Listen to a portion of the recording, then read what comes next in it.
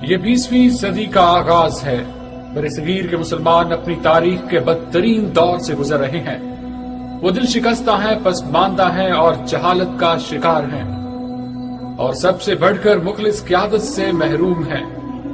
ایک طرف انگریز ہے جنہوں نے مسلمانوں کو اقتدار سے محروم کر کے انہیں غلام بنا رکھا ہے، تو دوسری طرف ہندو بنیا ہے جو انگریز کے جانے کے بعد مسلمانوں کو غلام بنانے کی منصوبہ بندی کر رہا ہے۔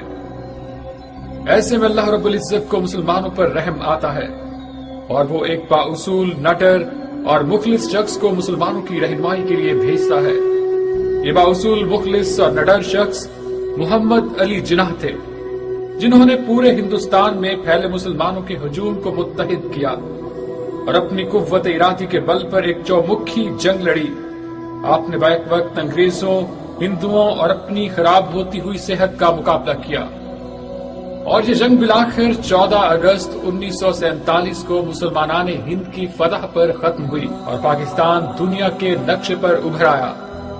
وہ سازشی ٹولہ جس کے مفادات کو قیام پاکستان سے نقصان پہنچا، متحرک ہو گیا۔ سازشوں کا ایک نہ ختم ہونے والا سلسلہ چل نکلا، اور ان سازشوں کا پہلا شکار خود بانی پاکستان بنے۔ جب ان کو ہسپتال لے جانے والی ایمبولینس راستے میں ہی سڑک کنارے رکی رہ گئی اور قائد نے انتہائی پراسرار حالات میں دم توڑ دیا، اور اس طرح وہ مرد اہم جسے گوروں کی سیاست، ہندوؤں کی مکاری اور بڑھتی ہوئی بیماری جھکا نہ پائی، اسے اپنوں کی سازشوں نے یوں موت کے منہ میں دھکیل دیا کہ وقت مرگ ان کی پیاری بہن فاطمہ ان کے چہرے پر بیٹھنے والی مکھیوں کو اڑا رہی تھی اور اپنے عظیم بھائی کو لمحہ بلمحہ مرتے دیکھ رہی تھی۔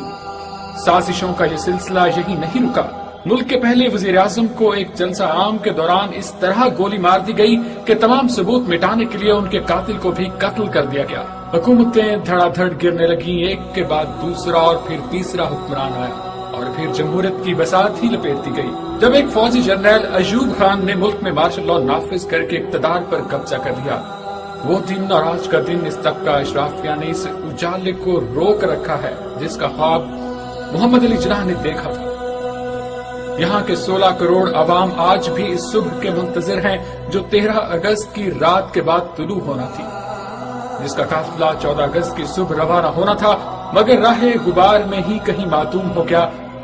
پاکستان بنے 61 سال ہونے کو آئے، اس دوران حکومتیں بدلتی رہیں، مارشل لاء لگتے رہے، نام نہاد جمہوری ادوار بھی آئے، مگر عوام کا مقدر نہ بدل سکا۔ چہرے بدلتے رہے مگر نظام نہ بدل سکا۔ ایک مخصوص حکمران ٹولہ جس میں فوجی جرنیل بھی تھے، بیوروکریٹس بھی تھے، سیاست دان بھی تھے، جاگیردار بھی اور سرمایہ دار بھی۔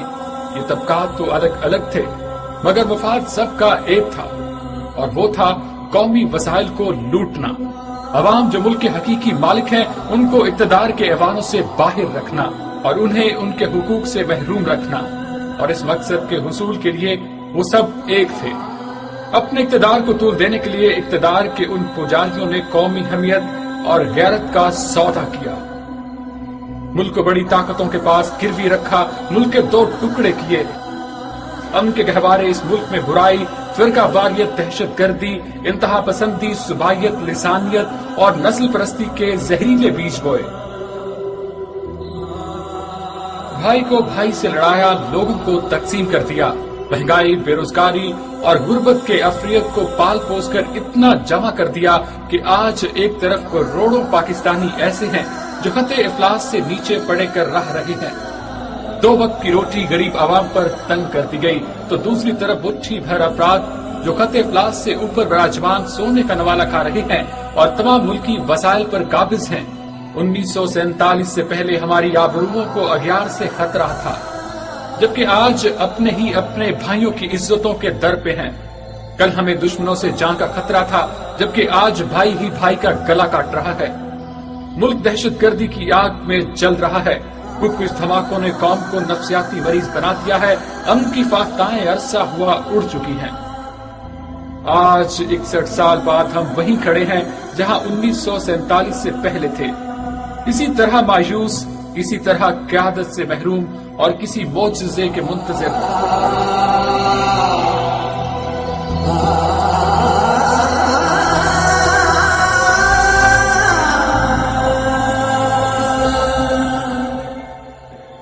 مگر شاید قدرت کو ایک بار پھر ہم پر رحم آ گیا. خدا نے ہماری حالت پر رحم کھاتے ہوئے پھر ایک نجات دہندہ بھیج دیا.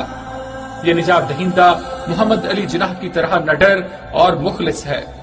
یہ نجات دہندہ عمران خان ہے. 3 محبت کرنے والی بہنوں کے اکلوتے اور لاڈلے بھائی عمران خان کو خدا نے جی بھر